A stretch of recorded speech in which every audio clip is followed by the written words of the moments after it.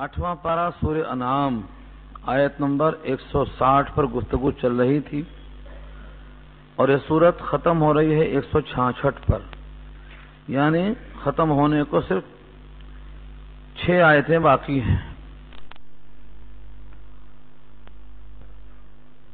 इन 6 आयतों में कई मज़ामीन बहुत अहम हैं और बार बार गौर करने के लिए, तफक्कुर के लिए, सोच विचार के लिए हमें दावत दे रहे हैं।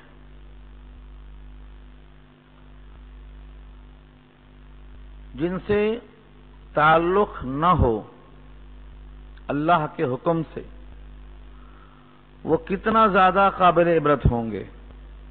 इस आयत में जो ज़ेर बहस है, अल्लाह ने नबी सल्लल्लाहु अलैहि वसल्लम से वाज़ेह हुक्म दिया कि आपका उनसे ताल्लुक नहीं है जो अपने दीन में फिरका पैदा करें, जो अपने दीन को टुकड़े टुकड़े कर दें, अपने दीन को जुदा जुदा कर दें, अपने दीन में फिरका बंदी कर दें और गरोह दर गरोह बन जाएं, उनसे आपका ताल्लुक नहीं है। इसका तर्जुमा पहले लफ्ज़ी देखें ताकि शक व शुबहा ध्यान से निकले। इन्ना के माने बेशक और अल्लज़ीना के माने जो लोग या जिन लोग।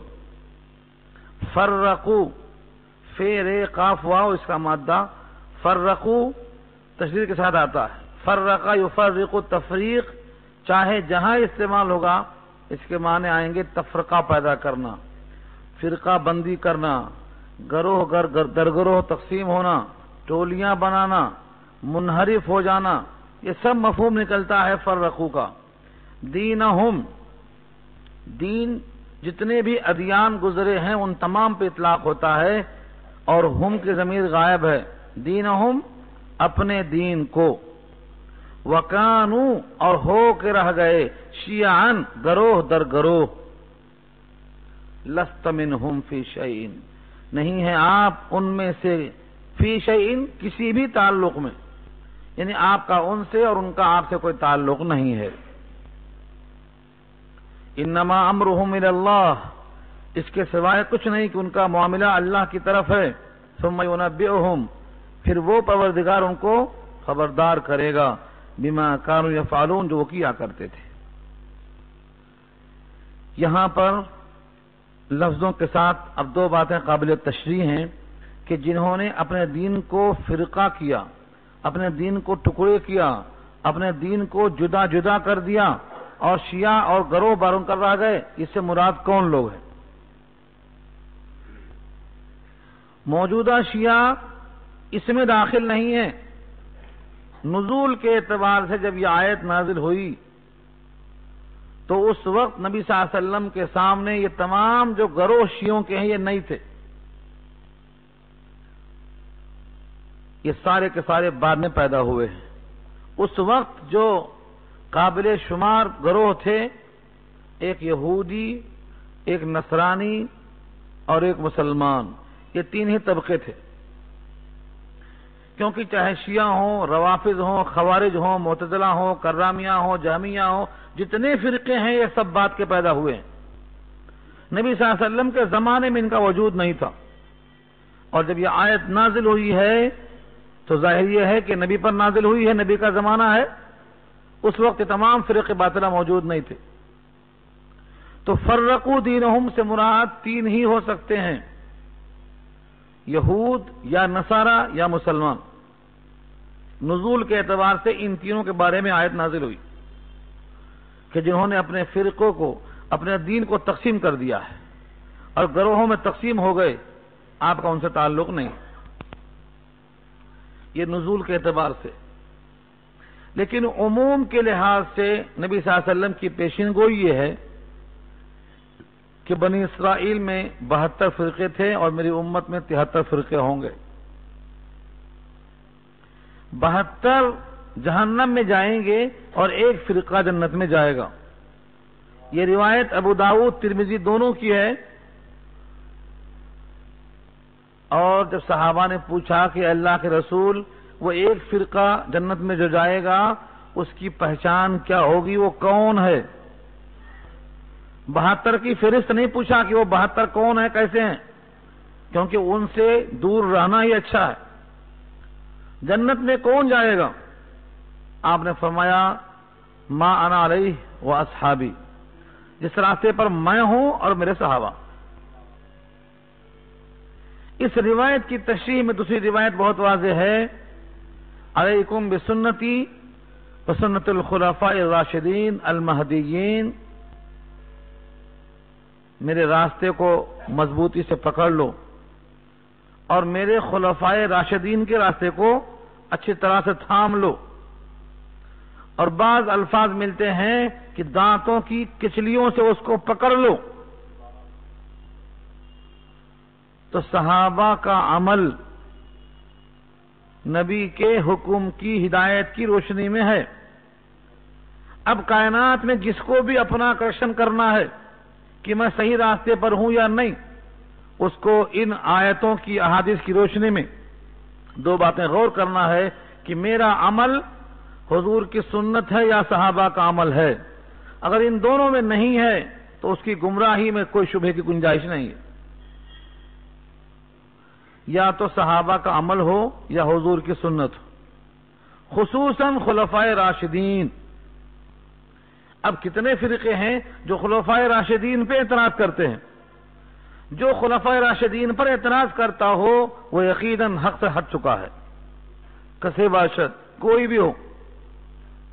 خلفائے راشدین کا عمل معیار حق ہے، حجت ہے۔ الصحابۃ کلھم عدول، یہ نبی کا ارشاد ہے۔ لہذا جو طبقے نبیوں پر اعتراض کرتے ہوں ان کی بھی گمراہی واضح، اور جو صحابہ پر اعتراض کرتے ہوں ان کی بھی گمراہی واضح، جو صحابہ کے عمل کو حجت نہ مانتے ہوں ان کی بھی گمراہی واضح، جو اجماع صحابہ پر چلنے کے بجائے ان سے راستہ بدل کر چلتے ہوں ان کی بھی گمراہی واضح ہے۔ ان آیتوں کی روشنی میں ان احادیث کی تقویت کے لیے دو آیتیں اور نوٹ کر لو۔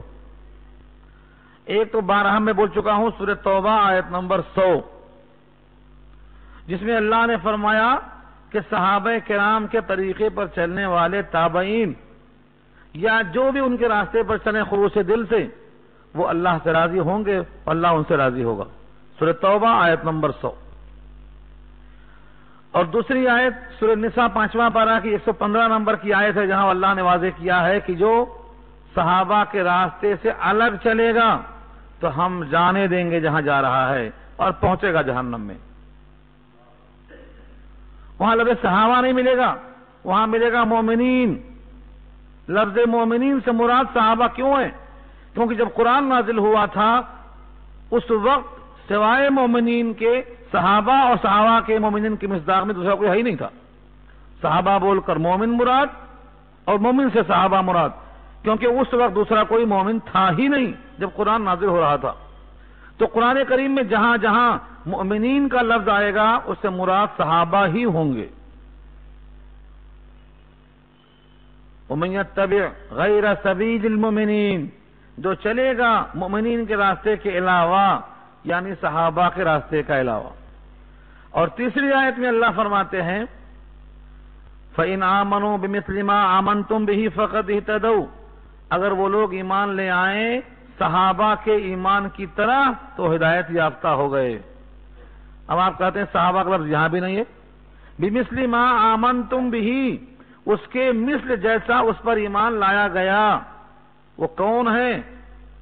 صحابہ ہیں جو نبی کے ہدایت کے مطابق قرآن پر ایمان لائے اور عملی مظاہرہ کیا، ان کے مثل جو ایمان لے آئے گا ہدایت یافتہ ہوگا۔ یہ 3 آیتیں ہیں اور 3 حدیثیں ہیں، ان 6 سے اس آیت کی وضاحت ہو جاتی ہے کہ فرقہ بندی یہ اسلام والوں کے واسطے زیب نہیں دیتی۔ اور سورہ انفال میں تو اللہ فرماتے ہیں اگر تم نے فرقہ بندیوں کو ہوا دے دی تو تمہاری ہوا اکھڑ جائے گی،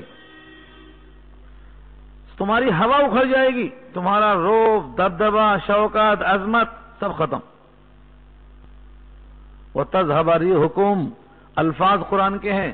تَذْهَبَ رِيحُكُمْ ایک محاورہ ہے، تمہاری ہوا چلی جائے گی مطلب تمہاری ہوا اکھڑ جائے گی، تمہارا جو روب چھایا ہوا ختم ہو جائے گا۔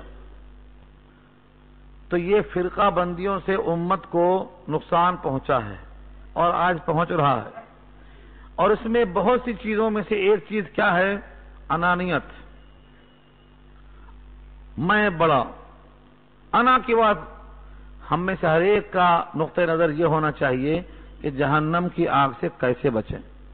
بس جہنم کی آگ سے کیسے بچیں، رضائے الہی کیسے حاصل ہو، جنت میں ہمارا مسکن کس طرح بن سکتا ہے، اس کے لیے ہم اپنی جان کو، اپنی عزت کو، اپنی آن اور بان کو قربان کرنا پڑ جائے تو ہم فائدے میں رہیں گے.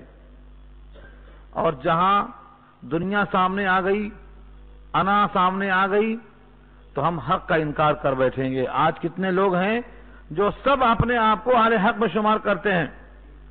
مومنوں کی جماعتوں میں کئی جماعتیں بن چکی ہیں جو عقیدے کے لحاظ سے متحد ہیں، لیکن جزوی فروعی اختلافات کی وجہ سے آپس میں ایسا ملتے ہیں کہ جیسے ہمارا کوئی دشمن حربی ہو جن سے ہماری جنگ بدر ہونے والی ہے.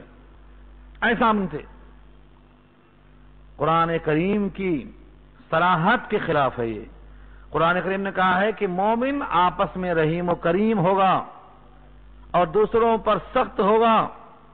ہمارا یہ حال ہے کہ دوسروں کے سامنے بھیگی بلی بن جاتے اور اپنے سامنے ہم شیر بن جاتے.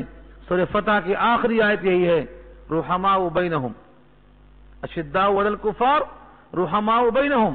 یہ ایمان والوں کی صفت ہے. سورہ مائدہ میں آپ سن چکے ہیں، لا یخافون لومۃ لائم، کسی ملامت کرنے والے کی وہ پرواہ نہیں کرتے حق کے مقابلے میں. تو سارے صفات پر غور کیا جائے، جائزہ لیا جائے تو ہمارے آپس کے افتراق و انتشار سے امت بکھر چکی ہے. تو امت کا انتشار ختم کیسے ہو؟ جب بھی کوئی معاملہ سامنے آئے تو وہ سنت ہے نبی کی، صحابہ کا عمل ہے، ان دو باتوں کا جائزہ لیا جائے.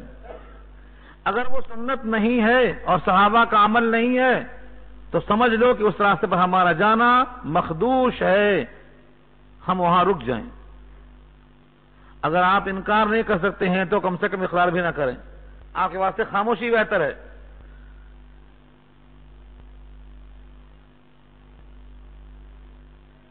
ایسے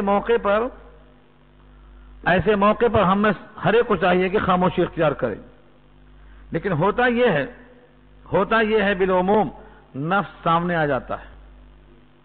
اب میں اگر یہاں سے بیٹھ کر مسلمانوں کے درمیان جو فرقے ہیں ان کے نام، ان کے عقائد اور ان میں فرق اور وجہ عناد بیان کرنا شروع کیا میں تو کئی دن لگ جائیں گے.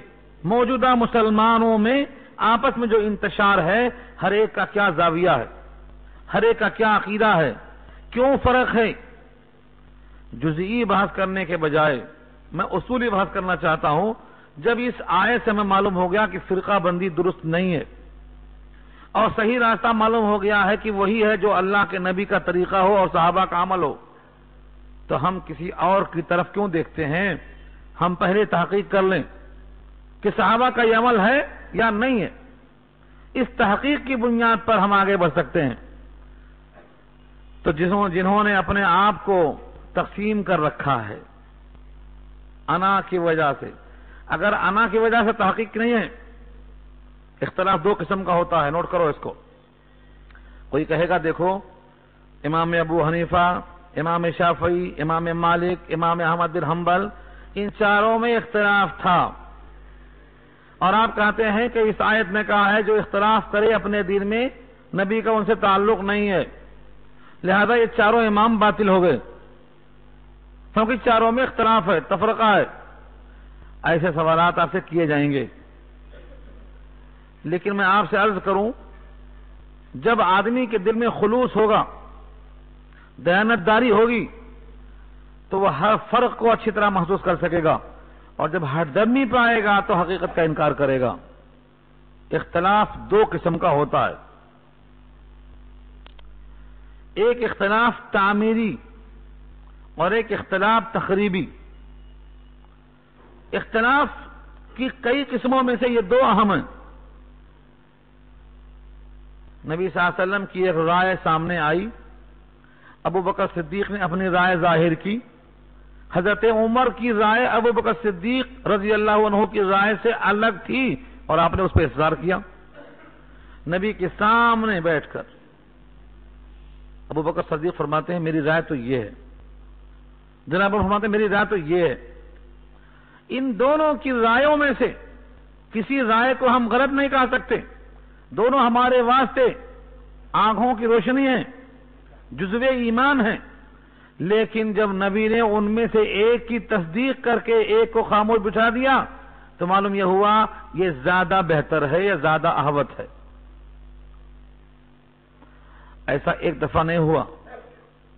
آپ اللہ کے فضل و کرم سے پڑھے لکھے آدمی ہیں، آپ صحابہ کی سیرت پڑھیے، کم سے کم خلفائے راشدین کو پڑھ لیجئے ایک مرتبہ. ابو بکر صدیق کی حیات، عمر فاروق کی حیات، علی مرتضیٰ کی حیات، عثمان غنی کی حیات، ان چاروں کو کم سے کم پڑھ لیجئے. نبی کے محفل میں دونوں نے اختلاف کیا، تینوں نے اختلاف کیا، چاروں نے اختلاف کیا. کبھی نبی نے یہ نہیں کہا کہ یہ فرقہ ہے، یہ فرقہ نہیں ہے. یہ اختلاف اپنے ذہن، اپنے علم، اپنی دیانت اور امت کے حق میں جو مفید سمجھا تھا انہوں نے بیان کیا. اس کو اختلاف رائے کہتے ہیں، یہ فرقہ نہیں ہے. تو ائمہ اربعہ کا بھی اختلاف فرقہ نہیں ہے. ان میں اعتقادات میں کوئی اختلاف نہیں تھا، ان میں جو اختلاف تھا اختلاف رائے کی حد تک تھا، نظریات کی حد تک تھا. ان کو تفرقہ نہیں کہہ سکتے آپ. اب اس کی مثال دیتا ہوں میں. مثلا قرآن کریم کے مطابق کوئی حدیث ہے لیکن سند کے لحاظ سے کمزور ہے. دوسری حدیث ہے جو قرآن کریم کے مضمون کی وضاحت میں تو نہیں ہے لیکن سند قوی ہے. امام اعظم فرماتے ہیں کہ میری رائے یہ ہے اپنے علم و عمل اور تقوی کی بنیاد پر کہ قرآن حدیث سے زیادہ سچی کتاب نہیں ہو سکتی، یہ اللہ کے نبی کا حکم ہے. لہذا جس حدیث میں قرآن کریم کی موافقت ہوتی ہو ہم اس حدیث کو لے لیں گے چاہے وہ سند میں کمزور ہو. کیوں؟ کیونکہ وہ حدیث اوفق بالقرآن کہلاتی ہے. اچھی طرح سنیں تو سمجھ میں آئے گی بات. اگرچہ وہ سند میں کمزور ہے لیکن چونکہ قرآن کے مضامین کی موافقت میں ہے لہذا اس کو ہم قبول کر لیں گے قرآن کریم کا سایہ ہونے کی وجہ سے. یہ حدیث کیا ہوئی؟ اوفق بالقرآن. یہ امام اعظم کا طریقہ ہے استدلال کرنے کا. امام شافعی علیہ الرحمہ فرماتے ہیں کہ حدیثوں کا معیار، حدیثوں کا مقام سند پہ ہوتا ہے، لہذا سند کے لحاظ سے جس حدیث کی سند سب سے قوی ہوگی ہم اس کو اسند کہا کر قبول کر لیں گے چاہے وہ موافقت قرآن سے کرتی ہو یا نہ کرتی ہو. تو اسند کو امام شافعی نے لیا اور اوفق کو امام اعظم نے لیا. امام احمد بن حنبل، امام مالک چونکہ مدینۃ الرسول کے باشندے تھے، براہ راست وہ تابعی ہیں، انہوں نے صحابہ کو دیکھا ہے، اسی واسطے ان کی مراسیل قابل قبول ہیں. امام مالک بخاری سے پہلے کتاب لکھی گئی ہے، بخاری سے پہلے، لیکن اس میں صحابیوں کے نام نہیں ہیں تو تمام کتاب مرسل پہ مبنی ہے. لیکن چونکہ وہ ثقہ ہیں اس واسطے قابل قبول ہے. تو وہ فرماتے ہیں کہ ہم مدینہ والوں کے عمل کو دیکھتے ہیں جس کا نام ہے تعامل مدینہ، کہ مدینہ میں صحابہ تھے، براہ راست نبی کی تربیت میں تھے، ان کے عمل سے ہم جھانک کر دیکھتے ہیں کہ کس حدیث کی تائید ہوتی ہے، کس عمل کی موافقت ہوتی ہے.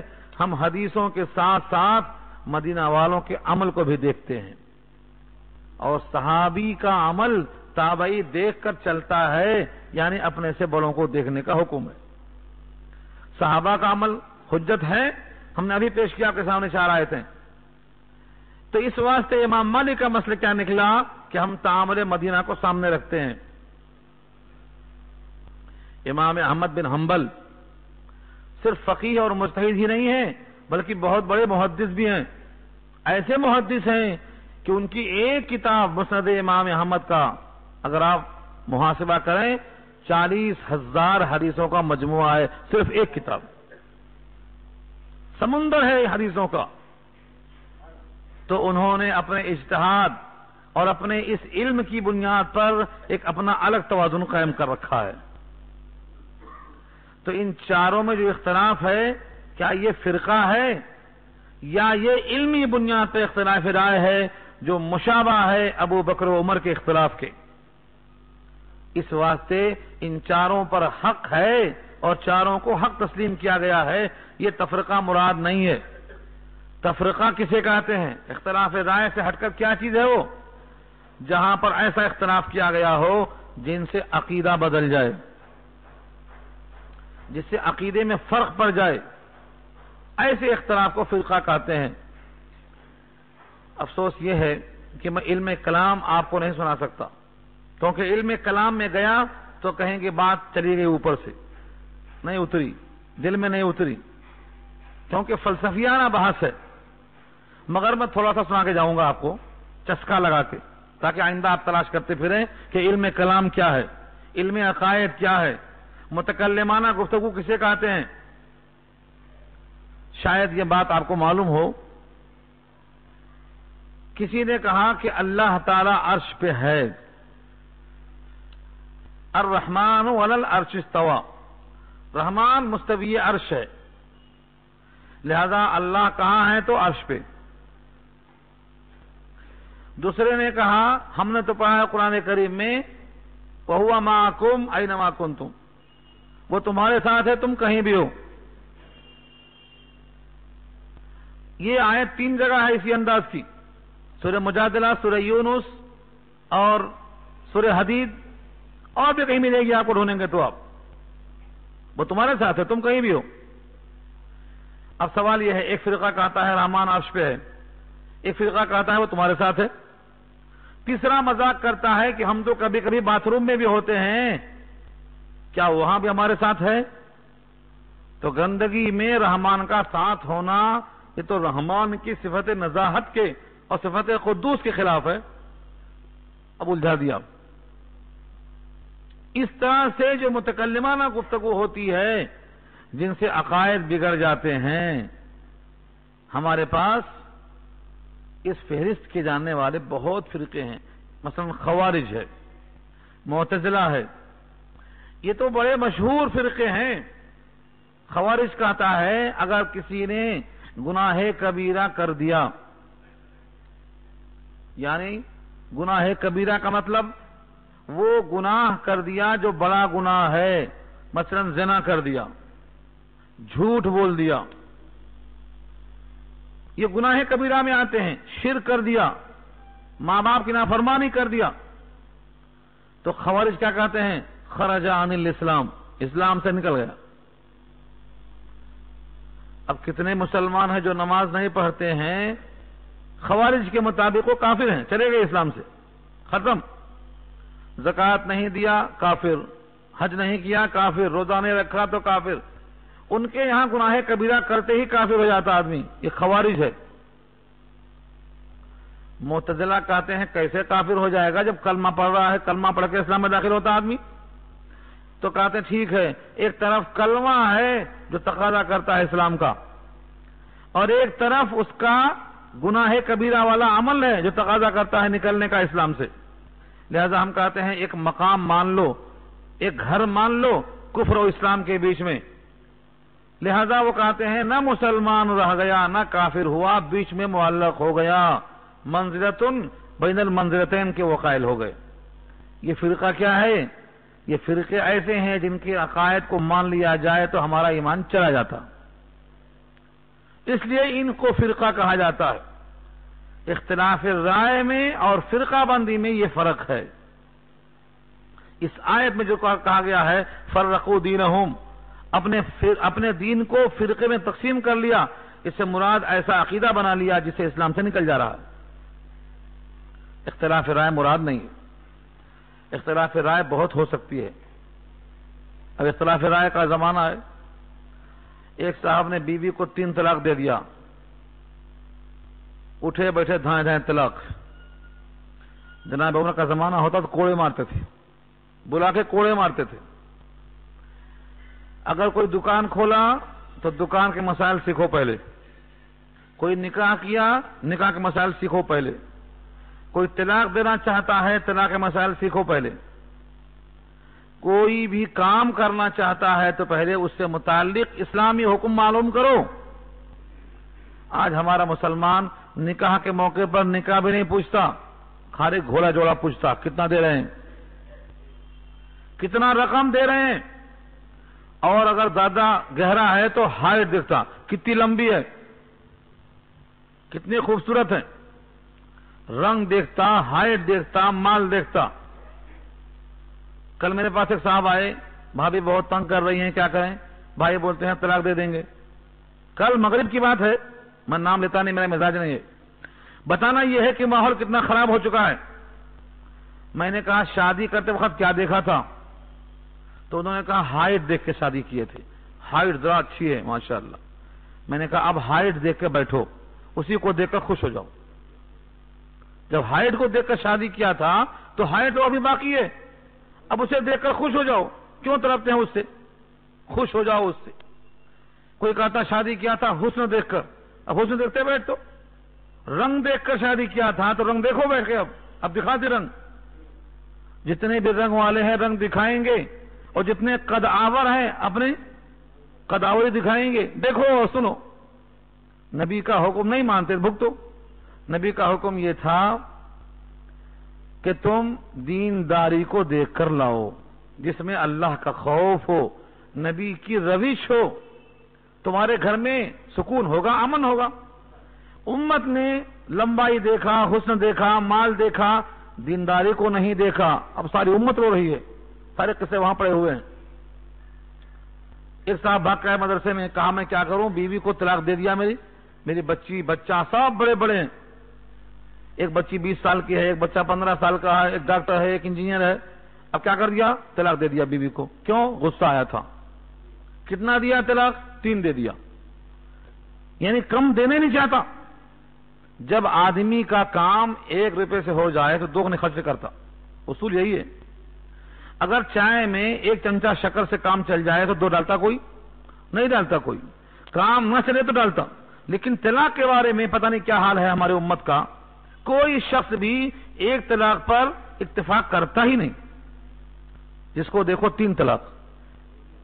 اب اس کے بعد پوچھتا کیا کروں، مسئلے کا حل کیا ہے، کیا کروں، اسلام میں کیا ہے؟ ارے اسلام تو پہلے بھی تھا، پہلے معلوم کر لیا ہوتا، یہ مولوی صاحب پہلے بھی موجود تھے، سر کو پھوڑ لیا، اب کیا کروں پوچھ رہا۔ تو اب اس میں اختلاف ہو رہا ہے۔ ایک فرقہ کہتا ہے 3 طلاق اگر دے دیا تو 3 پڑ جاتی، یہ نقد اختلاف نقل کر رہا ہوں، نام لینا میرا مزاج نہیں ہے۔ ایک فرقہ کہتا ہے 3 طلاق دیا تو 3 پڑ جاتی، اور امام اعظم ابو حنیفہ رحمۃ اللہ علیہ فرماتے ہیں کہ 3 طلاق دیا تو 3 پڑ جاتی، تینوں کے ساتھ وہ مطلقہ بائنہ ہو جاتی، اب کوئی شکل نہیں ہے، کوئی چانس نہیں ہے شوہر کے بعد دوبارہ آنے کے لیے۔ ایک شکل اور ہے جس کو کہانا اور کرنا دونوں بدتر ہے، وہ یہ ہے کہ وہ عورت کسی اور کے پاس جا کے شادی کرے، پھر وہ شادی بھی طلاق دینے کی نیت سے نہ ہو، ایک دن کے واسطے نکاح کر لیں گے، کل صبح طلاق دے دیں گے۔ بنیت طلاق اگر کوئی نکاح کرتا ہے تو نکاح نہیں ہے، زنا ہے وہ، اس پر اللہ کے نبی کے الفاظ سن لو، لعن اللہ المحلل، لعن اللہ، اللہ محلل اور محلل لہو پر لعنت کرتا ہے۔ ہمارے پاس کیا ہے، آج ان سے نکاح کر لو، کل صبح طلاق دے دینا، پھر حلال ہو جاتی، یہ سمجھا کے بھیج دیا جاتا ہے۔ حالانکہ قرآن کا انداز یہ ہے فَإِن طَلَّقْهَا فَلَا تَحِلُّ لَهُ، اگر اب تیسری طلاق دے دیا تو کبھی حلال نہیں ہوگی، الا یہ کہ وہ کسی اور سے نکاح کرے اتفاق سے، وہ بھی کبھی جھگڑا ہو اور چھوڑ دے، چھوڑنے کی نیت سے طلاق کرا دینا ملتی ہے، تو 3 طلاق پڑ جاتی ہے۔ ایک طبقہ ہے وہ کہتا ہے نہیں 1 ہی پڑتی۔ اب جو مسلمان 3 طلاق دے چکا ہے اور اب پچھتا رہا ہے، وہ کیا کرے گا؟ اسی فرقے کو پکڑ لیتا، میاں تیرے پاس پناہ ہے میں آتا ہوں، اس بھی کہتا ویلکم، آ جاؤ میرے پاس حل ہے تیرے مسئلے کا، اور سنو خوشخبری کیا ہے، طلاق ایک ہی پڑی، 3 دیا تھا نا مگر ایک ہی پڑی، 3 تھپڑ مارنے کے بعد ایک ہی پڑی، کیسے ہو سکتا ہے یہ؟ 3 مارنے کے بعد ایک کیسے پڑتی؟ موطا امام مالک کا نام سنا آپ نے، ابھی میں نے عرض کیا، ابن عباس تمام صحابہ میں قرآن کی تفسیر میں ممتاز ہیں، کون؟ عبداللہ ابن عباس۔ ان کے پاس ایک فتویٰ آیا، ان سے پوچھا گیا کہ ایک صاحب نے اپنی بیوی کو 100 طلاق دے دیا ہے، کیا مسئلہ ہے؟ 100 آج کوئی نئی بات نہیں ہے، امت میں ایسے لوگ شروع سے آ رہے ہیں، 100 طلاق دے دیا۔ ابن عباس فرماتے ہیں کہ 3 طلاقوں سے اس کی بیوی مطلقہ بائنہ ہو گئی، اور 97 سے اس نے اللہ کی آیتوں کا مذاق اڑایا۔ اس کے بعد ابن عباس نے وہ آیت کا ٹکڑا پڑھا جو سورہ بقرہ میں ہے، وَلَا تَتَّخِذُوا آیَاتِ اللَّهِ هُزُوًا، یہ آیت پڑھا۔ یہ روایت موطا امام مالک میں درج ہے، مرسل روایت ہے لیکن معتبر ہے کیونکہ مالک ثقہ تابعی ہیں۔ اس روایت کے ہوتے ہوئے بھی لوگ بولتے ہیں کہ 3 مارنے کے بعد ایک ہی لگتی، یہ فرقہ ہے، اس وجہ سے ہمارے لوگ اس فرقے کی طرف جا رہے ہیں کہ اس میں آسانیاں بہت ملتی ہیں۔ ان کے عقائد میں ہم میں بڑا فرق ہے، کئی عقیدے میں فرق ہے، مثلا اجماع صحابہ کو ہم حجت مانتے ہیں اور وہ صحابہ کے عمل کو بدعت کہتے ہیں، یہ ان میں ہم میں فرق ہے۔ تو میں نے اس آیت کا جو ماخذ تھا آپ کے سامنے پیش کر دیا کہ فرقہ اللہ کو پسند نہیں، اس سے احتراز کرو۔ ان الذین فرقوا دینہم، بے شک جنہوں نے اپنے دین کو جدا جدا فرقوں میں بانٹ دیا، وکانوا شیعا، اور ہو کے رہ گئے شیعہ گروہ، لست منہم فی شیء، اے نبی آپ نہیں ہیں ان میں سے کچھ بھی، یعنی آپ کا ان سے کوئی تعلق نہیں۔ جب نبی کا ان سے تعلق نہیں ہے تو ان کی گمراہی واضح ہے کہ نہیں واضح ہے؟ لہذا صحیح راستہ پر چلو، اور وہ یاد کر لو ما انا علیہ واصحابی، جس پر میں ہوں اور میرے صحابہ، سنت اور جماعت۔ لیکن لطیفہ یہ ہے کہ سنت والجماعت کہہ دینے سے کام نہیں چلتا، قرآن کے مطابق نبی کا عمل تھا، جو قرآن سے ہٹ کر عمل ہو وہ سنت نہیں ہو سکتا، کیونکہ نبی کا عمل وہی ہے جو قرآن میں ہے۔ جناب عائشہ کی روایت کے مطابق جب پوچھا گیا نبی کا عمل کیا تھا، نبی کے اخلاق کیا تھے، تو فرمایا جو قرآن میں لکھا ہے وہی حضور کا عمل ہے، کان خلقہ القرآن۔ لہذا کوئی چکمہ دینا چاہے کہ نبی کا عمل یہ ہے اگرچہ قرآن سے ٹکراتا ہے تو ہم ماننے کو تیار نہیں ہیں، کیونکہ نبی کا عمل وہی ہے جو قرآن میں ہے۔ اب نبی کا عمل ہے نہیں ہے چیک کرنا ہے تو بہترین ترازو قرآن ہے، اس پر رکھ کر دیکھ لو، اور صحابہ کرام کا عمل دیکھنا ہے تو اس کی نظیر بھی قرآن کریم میں چاہے کسی شکل میں نظر آتی ہو مگر ضرور باقی رہے گی آپ کے لیے۔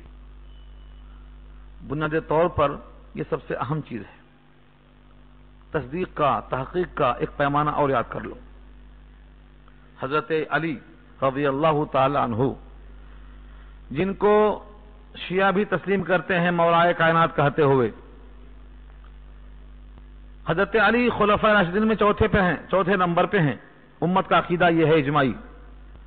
ان سے پوچھا گیا کہ آپ مدینۃ العلم ہیں، حضور نے فرمایا تھا کہ میں علم کا شہر ہوں، علی دروازہ ہے، آپ علم کے اس مقام تک کیسے پہنچے؟ کوئی خصوصی پیغام اللہ کے نبی نے دیا آپ کو؟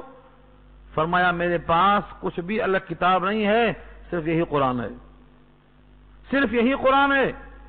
ہاں، وہ فہم جو اللہ تعالیٰ کسی مومن کو دیتے ہیں وہ اس کے ساتھ شامل ہے، اور ایک ٹکڑا لکھا ہوا ہے نبی کی طرف سے جو میری میان میں ہے، تلوار کی نیام میں رکھا ہوا ہے، اس میں میراث کے یا قیدیوں کے مسائل ہیں بس۔ تو حضرت علی جو علم کے دروازہ ہیں، ان کے ساتھ کیا تھا؟ قرآن اور اللہ کا دیا ہوا فہم۔ تو تصدیق کے لیے، تحقیق کے لیے اتنا بہت کافی ہے۔ اپنے آپ کو چیک کرو، اندھیروں کے اندر مت رہو۔ سب سے زیادہ سچی کتاب اللہ کی کتاب ہے، تو اس کو چھوڑ کر ہم تصدیق کرنے اور کہاں جاتے ہیں؟ اگر کوئی دعویٰ کرتا ہے کسی مسئلے میں تو قرآن کریم میں اس کو تلاش کرنے کا حکم دینا چاہیے. تلاش کرو، دیکھو. اگر کوئی نہیں مانتا تو ایک ہی واضح راستہ ہے، انما امرہ الی اللہ، اس کا معاملہ اللہ کے حوالے کر دو. ثم ینبئہم، اللہ انہیں بتائیں گے، بما کانوا یفعلون، جو وہ کیا کرتے تھے. کیا کیا کرتے تھے بتائیں گے، تو کس شکل میں بتائیں گے، کیا پیش آئے گا. یہاں پر اللہ نے تقسیم کیا ہے، من جاء بالحسنہ فلہ عشر امثالھا ومن جاء بالسیئۃ فلا یجزی الا مثلھا وہم لا یظلمون. اس آیت پر تو دل چاہتا ہے کہ آپ اس کو اچھی طرح سے نوٹ کریں کہ اللہ کتنا مہربان ہے بندوں پر.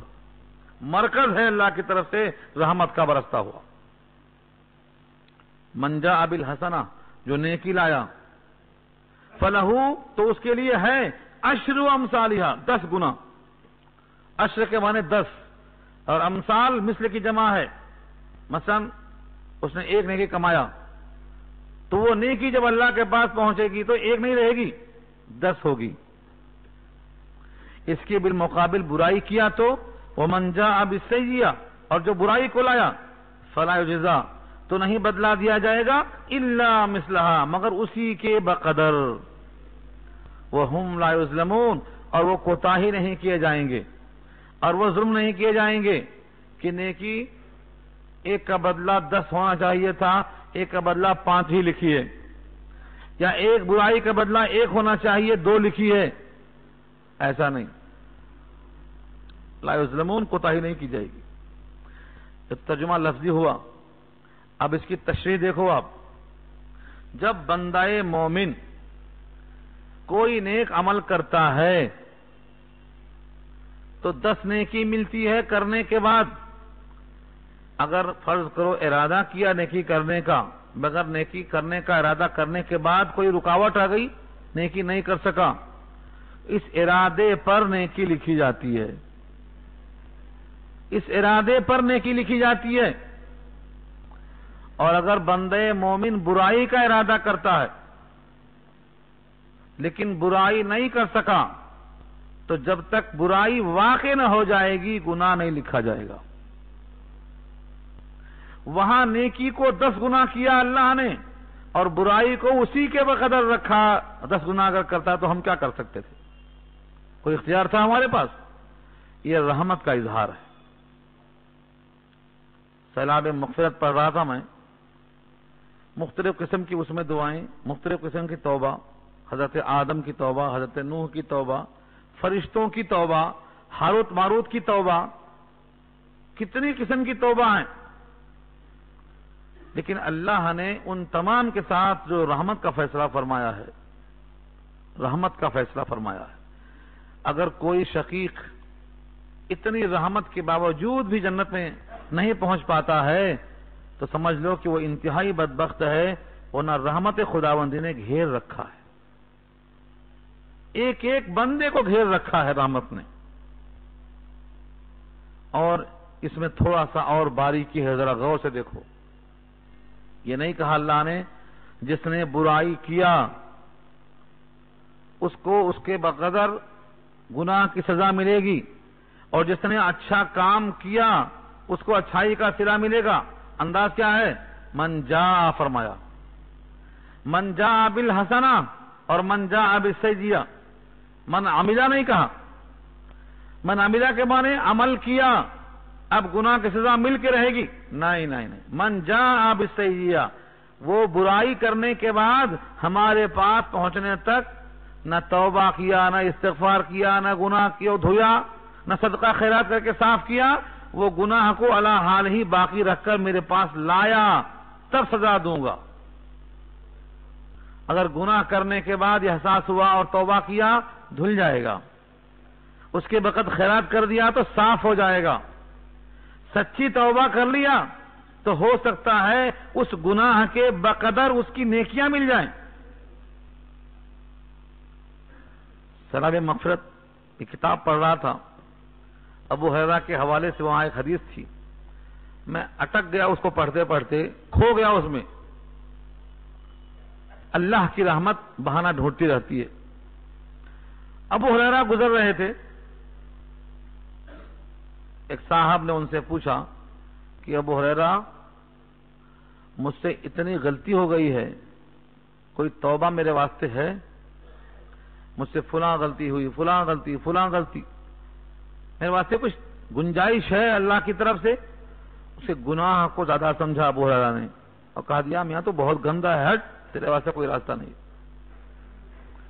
چلے گئے، بعد میں احساس ہوا کہ میں نے فتویٰ دے دیا، حضور موجود ہیں، نہ وہاں سے پوچھا نہ بتایا، غلطی کا احساس ہوا، فوراً نبی کی بارگاہ میں پہنچے اور کہا مجھ سے ایک صاحب نے ایسا ایسا پوچھا تھا، میں نے ایسا ایسا اسے کہہ دیا۔ شاید اس نے کسی کو قتل کیا تھا، شاید زنا کیا تھا، شاید اور بھی بڑے گناہ رہے ہوں گے، لیکن جب یہ بات پہنچایا ابو ہریرہ نے تو آقا نے کہا ابو ہریرہ تم نے فتویٰ غلط دے دیا، کیا تم کو سورہ فرقان کی یہ آیت نہیں پہنچی تھی؟ اس کے بعد سورہ فرقان کی آیت پڑھنا شروع کیا، اور جب پہنچے ہیں الا من تاب وآمن وعمل عملا صالحا فاولئک یبدل اللہ سیئاتہم حسنات، سارے گناہوں کا ذکر کیا ہے، قتل ہے، زنا ہے، وغیرہ وغیرہ، اور آخر میں فرمایا کہ مگر جس نے توبہ کر لیا، ایمان قبول کر لیا، عمل احسان سے آراستہ ہو گیا، تو اللہ تعالیٰ ان کے گناہوں کو نیکیوں سے بدل دیتا ہے۔ گناہوں کو معاف کرنا اور بات ہے، گناہوں کے بقدر نیکیاں لکھ دینا یہ اللہ کی عطا ہے۔ اس آیت کا حاصل کیا نکلا؟ اللہ کی رحمت تقاضا کرتی ہے کہ ہم متوجہ ہو جائیں، مگر اتنی رحمت کے بعد گستاخی نہیں ہونا چاہیے۔ آقا کا ارشاد یہ ہے کہ میں دن میں 100 بار اللہ سے استغفار کرتا ہوں، نبی معصوم، لیکن دن میں 100 مرتبہ اللہ سے استغفار کرتا ہوں۔ استغفار کے معنی میں اپنے گناہوں کی مغفرت چاہتا ہوں۔ استغفر اللہ العظیم، استغفر اللہ الذی لا الہ الا هو الحی القیوم واتوب الیہ، 100 بار کرتا ہوں استغفار۔ جب دل پہ حجاب محسوس ہوتا ہے، دنیا کو دیکھ کر دل پہ ایک قسم سے ایک آڑ محسوس ہوتی ہے، اپنے رب کو صاف دیکھنے کے واسطے میں اللہ سے استغفار کرتا ہوں۔ اس کا مطلب یہ ہوا ہمیں تلقین ہے کہ جب نبی معصوم ہو کر استغفار کرتے ہیں تو ہم تو گناہ بھی کرتے ہیں، توبہ بھی کرتے ہیں، ہمیں کثرت سے استغفار کرنا چاہیے۔ تو 2 باتیں ہوئیں، جب نیکیاں آئیں تو اللہ خود فرمائیں گے 10 اعمال کا اخلاص سے اور مقام سے اوقات سے تعلق ہے، کم سے کم درجہ ہے 7 گناہ کا، کم سے کم درجہ یہ ہے۔ ہاں اگر گناہ کر دیا تو اتنا ہی ملے گا، لیکن وہ بھی وہاں تک جائے بچ کر، روز روتے رہے، روز دھوتے رہے، روز صدقہ خیرات کرتے رہے، اللہ کو مناتے رہے، تو توبہ ہے، دھل جاتی ہے۔ اتنے واقعات ہیں، اگر ان واقعات کو پیش کیا جائے، ابو لبابہ کی توبہ، کعب بن مالک کی توبہ، ماعز اسلمی کی توبہ، ابو ہریرہ کی توبہ، کتنے صحابہ ہیں۔ ان واقعات کو آپ خود پڑھیے، واقعات سنانا میرا مشغلہ نہیں ہے، میں چاہتا یہ ہوں کہ میں آیت کی توضیح کروں کہ رب کریم بہت مہربان ہے۔ جب بندہ چل کے آتا ہے تو اللہ دوڑ کے آتے ہیں، اور جب بندہ اللہ کی طرف متوجہ ہوتا ہے زمین پر تو اللہ بندے پر متوجہ ہوتے ہیں آسمان پر فرشتوں کی محفل میں، اور جب بندہ ایک ہاتھ چلتا ہے تو اللہ کے حبیب فرماتے ہیں کہ اللہ ایک با چلتا ہے، با کے معنی دونوں ہاتھوں کو پھیلاؤ، جتنا گنجائش ہوتی ہے اس کو با کہتے ہیں۔ رب کریم اس طرح آتے ہیں، جب بندہ چل کے آتا ہے تو وہ دوڑ کے آتے ہیں۔ اور ایک روایت پڑھا میں نے کہ جب بندہ توبہ کر لیتا ہے تو ایسا ہو جاتا ہے جیسے گناہ کیا ہی نہیں، گناہ کیا ہی نہیں۔ التائب من الذنب کمن لا ذنب لہ، اور آگے فرمایا التائب حبیب الرحمان، رحمان کا بندہ بن جاتا ہے۔ اور ایک روایت میں یہ ہے کہ اللہ کو بندہ جب توبہ کرتا ہے تو اتنی خوشی ہوتی ہے اللہ کو کہ جیسے پیاسا آدمی کو شدت پیاس میں پانی مل جائے، اور کسی ایسی عورت کے گود میں جہاں بچہ نہ پیدا ہوتا ہو بچہ پیدا ہو جائے تو کتنا خوشی ہوتی ہے؟ اللہ کو ایسی خوشی ہوتی ہے۔ بندہ چاہتا ہے کہ ہماری آخرت بن جائے تو پھر اللہ سے بہتر رحمت کا عطا کرنے والا اور کوئی نہیں ہے، مگر افسوس یہ ہے ہم رحمت سے بے خبر ہیں، دنیا کے اندر ہم پڑے ہوئے ہیں۔ اللہ کہتے ہیں دنیا لینا ہے تو بھی میرے ہی پاس آؤ، ان لنا للآخرۃ والأولی، اولا بھی میرے پاس ہے، آخرہ بھی میرے پاس ہے۔ اور ایک آیت میں فرمایا من کان یرید حرث الدنیا نؤتیہ منہا، دنیا مانگتا ہے دنیا دیتے، جو چاہتا ہے ہم عطا کرتے ہیں، ہمارے پاس کوئی قلت نہیں ہے۔ مگر افسوس یہ ہے امت کا بہت بڑا طبقہ ہے جو اللہ سے، اللہ کی صفات سے، اللہ کی رحمت سے بالکل غافل ہے۔ ان تک یہ بات کیسے پہنچائی جائے، ان تک یہ پیغام کیسے پہنچایا جائے؟ اب نبیوں کا زمانہ تو نہیں رہا، ہم اور آپ جو امت کے افراد ہیں انہی کے ذمہ یہ کام ہے کہ امت تک پہنچائیں۔ اس کے بعد کی روایت جس میں کہا گیا ہے کہ اگر بندہ برائیاں لے کر آئے یا نیکیاں لے کر آئے تو اس کا وصول اور ضابطہ یہ ہے، پھر بھی کوئی نہیں مانتا ہے تو اے نبی آپ اعلان کر دو، قل کہہ دو اننی ہدانی ربی الی صراط مستقیم، کہ مجھ کو میرے رب نے ہدایت دے دی ہے صراط مستقیم کی طرف، تم مانتے ہو یا مانو تمہاری مرضی، فمن شاء فلیؤمن ومن شاء فلیکفر، سورہ کہف کے الفاظ ہیں، ماننا چاہے تو مانو، نہیں ماننا ہے تو مت مانو۔ وصول اور ضابطہ یہ ہے مجھ کو رب نے ہدایت دے دی ہے کہ اس کی صراط مستقیم کی، اس سے مراد کیا ہے؟ دینن قیما ملت ابراہیم حنیفہ، یہ ایسا دین ہے جو مستحکم ہے، مذہب ہے ابراہیم کا جو حنیف تھے، یعنی سارے جہان سے کٹ کر ایک اللہ کی طرف متوجہ تھے، یکسو تھے اللہ کی طرف۔ وما کان من المشرکین، مشرکین میں سے نہیں تھے۔ یہ ایسا لفظ آپ کو پیچھے بھی مل چکا ہے آل عمران میں۔ یہ کیوں کہنے کی نوبت آتی ہے کہ مشرکین میں سے نہیں تھے؟ کیوں کہا جا رہا ہے یہ؟ اس کے پیچھے راز یہ ہے، اس آیت کا شأن نزول یہ ہے، مشرکین کہتے تھے ابراہیم ہمارے مذہب پر تھے، ہم ان کے مذہب پہ ہیں۔ عیسائی کہتے تھے ہم ان کے مذہب پہ ہیں، یہودی کہتے تھے ہم ان کے مذہب پہ ہیں، مسلمان کہتے تھے ہم ان کے مذہب پہ ہیں۔ ابراہیم کو اللہ نے مقتدا اور پیشوا ایسا بنایا تھا کہ دنیا کا کوئی فرقہ ابراہیم سے برگشتہ نہیں ہو سکتا، ہر دل میں ان کی محبت ڈالا ہے اللہ نے۔ کیوں؟ ان کی ہجرت، ان کی مشقت، خدا کے سامنے اپنے بچے کی قربانی، ایسی ایسی ان کی زندگی کی تاریخ ہے کہ اللہ نے انہیں انعام دیا ہے، وَجَعَلْنَا لِلْمُتَّقِينَ إِمَامًا، متقیوں کا امام بنا۔ اللہ نے کہا منظور، تم مشرکین کے بھی امام۔ کیوں؟ مشرکین تم سے محبت کرتے ہیں، یہودی تم سے محبت کرتے ہیں، عیسائی تم سے محبت کرتے ہیں، مسلمان تم سے محبت کرتے ہیں، کوئی مذہب بتا دو مجھے۔ پیچھے آپ پڑھ چکے ہیں آل عمران میں، یہاں تک کہ اللہ نے واضح تردید کیا، ما کان ابراہیم یہودیا ولا نصرانیا ولکن کان حنیفا مسلما، ابراہیم نہ یہودی تھے نہ نصرانی تھے، ہاں وہ کیا تھے؟ حنیف تھے، مسلم تھے، ایک اللہ کی طرف مائل تھے۔ یہودیوں کی تردید، نصرانیوں کی تردید، یہاں پر مشرکوں کی تردید۔ ابراہیم مشرک نہیں تھے، یہودی نہیں تھے اور عیسائی نہیں تھے، صرف مسلمان تھے اور صرف حنیف تھے، ایک اللہ کی طرف مائل تھے۔ بلکہ سوال پلٹا کے پوچھا ہے اللہ نے، یہودیت حضرت موسیٰ کے بعد شروع ہوئی، یعقوب کے بعد شروع ہوئی، عیسائیت عیسیٰ کے بعد شروع ہوئی، حضرت ابراہیم تو ان سے پہلے آ کے جا چکے تھے، تو یہودی کیسے تھے وہ، نصرانی کیسے تھے وہ؟ یہ صاف بات پیچھے آپ سن چکے ہیں۔ بہرحال اگر کسی کو ابراہیم کا مذہب پسند ہے، صراط مستقیم چاہتا ہے اور مشرکین کے راستے سے بچنا چاہتا ہے تو اس کا عقیدہ یہ ہونا چاہیے، یہ اللہ کا حلواتے ہیں، قل کہو، اور یہ موسم کہنے کا ہے، اسی مہینے میں اسی ہفتے میں آپ کو ادا کرنا ہے. قل کہو ان صلاتی بے شک میری نمازیں، و نسکی میری قربانیاں، و محیایا میری زندگی میرا جینا، و مماتی اور میرا مرنا للہ رب العالمین اس اللہ کے لیے ہے جو رب ہے سارے جہان کا. یہ کہلوایا ہے.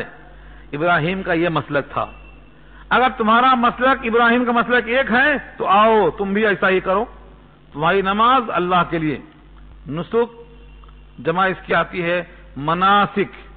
جس طرح سے قربانی کو ہم نسک کہتے ہیں ایسے ہی ارکان حج کو بھی ہم نسک کہتے ہیں. وہاں بھی قربانی ہوتی ہے، اس کو مناسک حج کہتے ہیں. تو تمام عبادات پہ اس کا اطلاق ہوتا ہے. قربانیاں وہ لوگ کرتے تھے بتوں کے نام پر.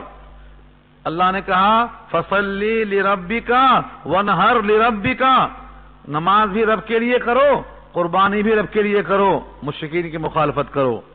اگر یہودی ہوتے وہ، اگر مشرکین میں سے ہوتے وہ تو قربانی اللہ کی وہ نہ کرتے. تم تو بتوں کی کرتے ہو، ابراہیم اللہ کی کرتے تھے. تو کہو میری نمازیں، میری قربانیاں، میرا جینا، میرا مرنا سب اللہ کے لیے ہے. یہ آیت نمبر 163 ہے. اس کو بار بار پڑھو. میری نماز اللہ کے لیے، میری قربانی آپ کہیں گے گوشت کے لیے، چمڑے کے لیے، پیسوں کے لیے. آج وہی ہو گیا. قربانی اللہ کے لیے ہے تو اللہ کے پاس نہ گوشت پہنچتا، نہ چمڑا، نہ خون، نہ ہڈی، سب یہی رہ جاتا. سورہ حج میں اللہ نے کہا ہے اگر تم واقعتاً اللہ کے واسطے قربانی کرتے ہو تو اللہ کے پاس گوشت نہیں آئے گا، چمڑا نہیں آئے گا، ہڈی نہیں آئے گی، خون نہیں آئے گا. کیا آئے گا؟ تقوی آئے گا. تقوی. لَيَنَالَ اللَّهَ لُحُومُهَا وَلَا دِمَاؤُهَا وَلَٰكِنْ يَنَالُهُ التَّقْوَىٰ مِنكُمْ. اللہ کے پاس نہ خون پہنچانا، گوشت پہنچا، ہاں تمہارا تقوی پہنچتا ہے کہ تم اللہ کی خاطر قربان کرتے ہو. یہ بکرا کاٹ کر میں عہد کرتا ہوں کہ اپنے ساری آرزوؤں کو کاٹ کے رکھ دوں گا اللہ کے حکم کے سامنے. یہ نمونہ ہے. بیٹے کو باپ نے اللہ کی خاطر قربان کیا تھا، ہم اللہ کی خاطر جذبات کو قربان کریں گے، خواہشات کو قربان کریں گے. ہم صرف اور صرف اللہ کے ہو کے رہیں گے. یہ ہے اصل تقویٰ منکم. مگر ہمارے پاس اصول کیا ہے؟ قربانیاں بیشتر لوگ گوشت خوری کے واسطے کرتے، بیشتر لوگ. کیوں؟ ثبوت کیا ہے اس کا؟ ثبوت یہ ہے کہ جتنی پابندی کے ساتھ قربانی میں گوشت کی طرف ہم بڑھتے ہیں اتنا تیزی کے ساتھ 5 وقت کی نماز میں ہم کیوں نہیں بڑھتے؟ حج کے لیے کیوں نہیں بڑھتے؟ روزے کے واسطے کیوں نہیں بڑھتے؟ تلاوت کے واسطے کیوں نہیں بڑھتے؟ یتیم کے واسطے کیوں نہیں بڑھتے؟ بیواؤں کے واسطے کیوں نہیں بڑھتے؟ ہر جگہ تو اللہ کا حکم ایسا موجود ہے. اگر ہماری حیات اللہ کے لیے ہے، اگر ہمارا وجود اللہ کے لیے ہے، ہمارا جینا مرنا اللہ کے لیے ہے تو ہم زندگی کے ہر گوشے میں اللہ کا حکم سن کر دوڑیں. لیکن جہاں مزہ آتا وہاں ہم دوڑتے ہیں، جہاں مزہ نہیں آتا وہاں ہم نہیں دوڑتے. النکاح من سنتی، نکاح میری سنت ہے. بڑا اچھا لگتا ہے نکاح کرتے ہوئے. اسی نکاح کے موقع پر گھوڑا جوڑا حرام ہے، وہ چھوڑتا کیوں نہیں؟ پھر وہ نہیں چھوڑتا. باجا حرام ہے، وہ نہیں چھوڑتا. جو چیزیں نکاح کے موقع پر حرام ہیں ان کو نہ چھوڑنا در حقیقت ایسا ہی ہے میٹھا میٹھا گپ کڑوا کڑوا تھو.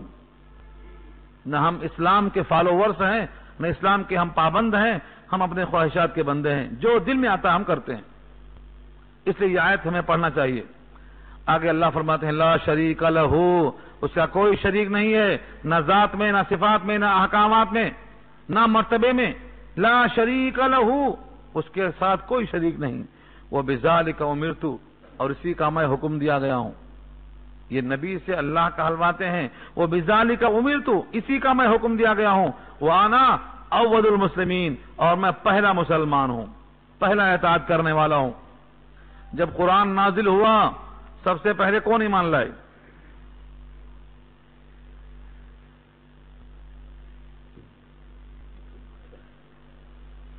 سب سے پہلے ایمان کون لائے؟ سوال ہے، ساری امت سے سوال کر رہا ہوں. سب سے پہلے اسلام کون لائے؟ جب یہ قرآن نازل ہوا پہلے ایمان کون لائے؟ جی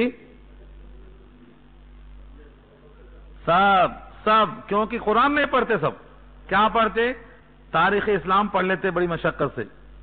سورہ بقرہ کا آخری رکوع ہر ختم میں پڑھتے ہیں آمن الرسول بما انزل الیہ من ربہ والمؤمنون، بعد میں ہے. سارے ایمان والے بعد میں ایمان لائے، پہلے رسول ایمان لائے. آمن الرسول بما انزل الیہ من ربہ، جو رب کی طرف سے نازل کیا گیا اس پر پہلا ایمان کس کا ہے؟ آمن الرسول. والمؤمنون بعد میں ہے. تیسرا سے کہا گیا وَأَنَا أَوَّلُ الْمُسْلِمِينَ، میں پہلا اطاعت گزار ہوں، آپ کے حکم پر سجدہ پہلے میرا، آپ کے حکم کی تعمیل پہلے میں خود کرتا ہوں. نبی نے کوئی ایسا حکم نہیں دیا جو خود نہیں کیا. اسی واسطے صحابہ کرام جب آیت پڑھتے تھے تو پہلے عمل کرتے تھے پھر آگے بڑھتے تھے. جناب عمر کو 8 سال لگ گئے سورہ بقرہ پڑھتے ہوئے. کیوں لگ گئے 8 سال؟ ہم تو ایک رکعت میں پڑھ ڈالتے پورا سورہ بقرہ. اس لیے لگ گیا ان کو کہ وہ پڑھتے تھے عمل کرتے تھے، پڑھتے تھے عمل کرتے تھے. کفار قریش کہتے تھے کوئی دوسرا رب تلاش کرو. قل اغیر اللہ ابغی ربا وهو رب كل شيء ولا تكسب كل نفس الا عليها ولا تزر وازرة وزر اخرى ثم الى ربكم مرجعكم فينبئكم بما كنتم فيه تختلفون. آیت بہت طویل ہے، میں اس کو بہت مختصر کرتا ہوں.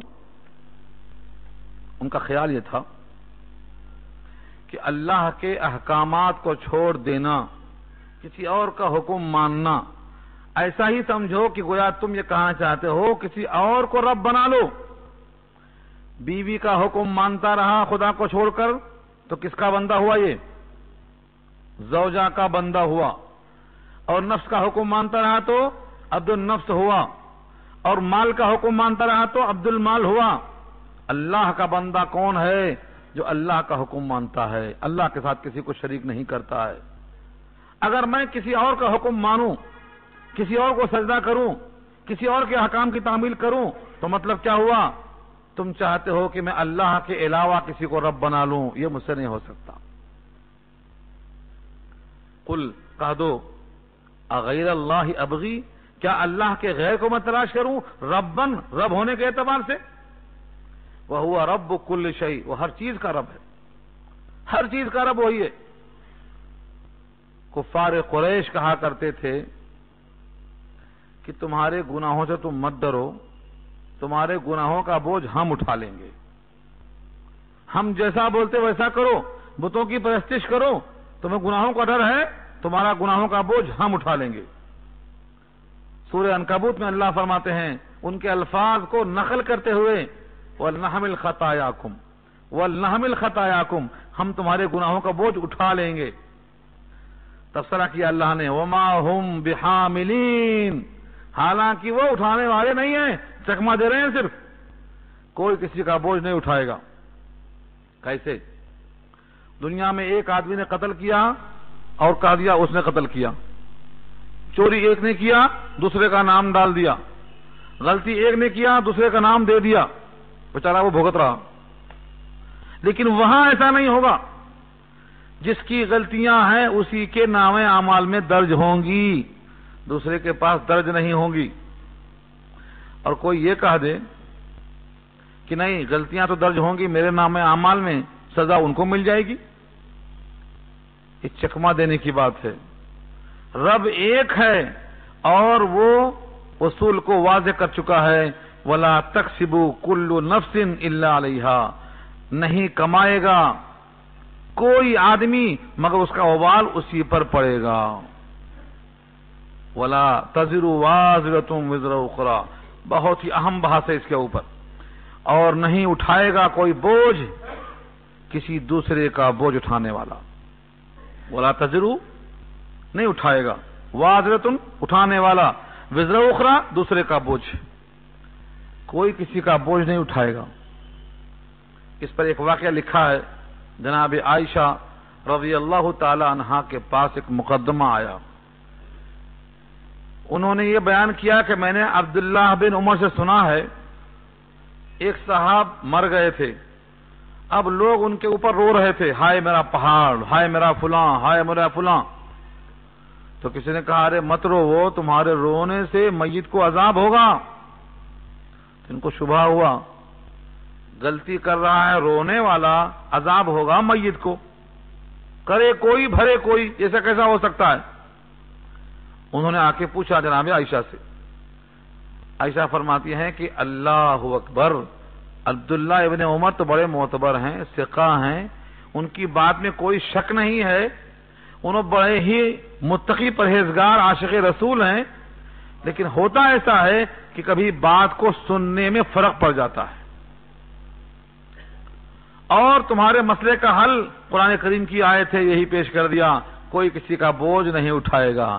روتا یہ ہے تو اس کا عذاب اسے کیوں ہوگا؟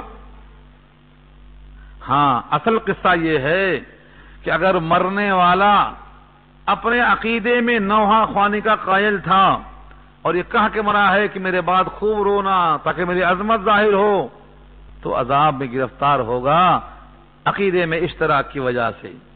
اگر مرنے والا کا قصور کچھ نہیں ہے، وہ عقیدے سے متفق نہیں ہے، تو ان کے رونے سے اس پر عذاب کیوں ہو سکتا ہے؟ یہ تقریر جناب عائشہ کی ہے. تو کوئی کسی کا بوجھ نہیں اٹھائے گا، اور جو آدمی کمائے گا اس کا وبال اسی پہ پڑنے والا ہے. ثم الى ربكم مرجعكم فينبئكم بما كنتم فيه تختلفون. پھر تمہارے رب کی طرف تمہارا مرجع ہے، لوٹنا ہے، وہ بتلائے گا تم کو جس میں تم اختلاف کیا کرتے تھے. جس مسئلے میں اختلاف تھا ہر ایک بتا دیا جائے گا، تمہارا اختلاف تھا، یہ صحیح ہے یہ غلط، یہ صحیح ہے یہ غلط ہے. آخری آیت ہے، اگرچہ وقت ہو رہا ہے مگر میں اس کو چاہتا ہوں کہ آج مکمل سورہ کر دوں. وَهُوَ الَّذِي جَعَلَكُمْ خَلَائِفَ الْأَرْضِ وَرَفَعَ بَعْضَكُمْ فَوْقَ بَعْضٍ دَرَجَاتٍ لِيَبْلُوَكُمْ فِيمَا آتَاكُمْ إِنَّ رَبَّكَ سَرِيعُ الْعِقَابِ وَإِنَّهُ لَغَفُورٌ رَحِيمٌ.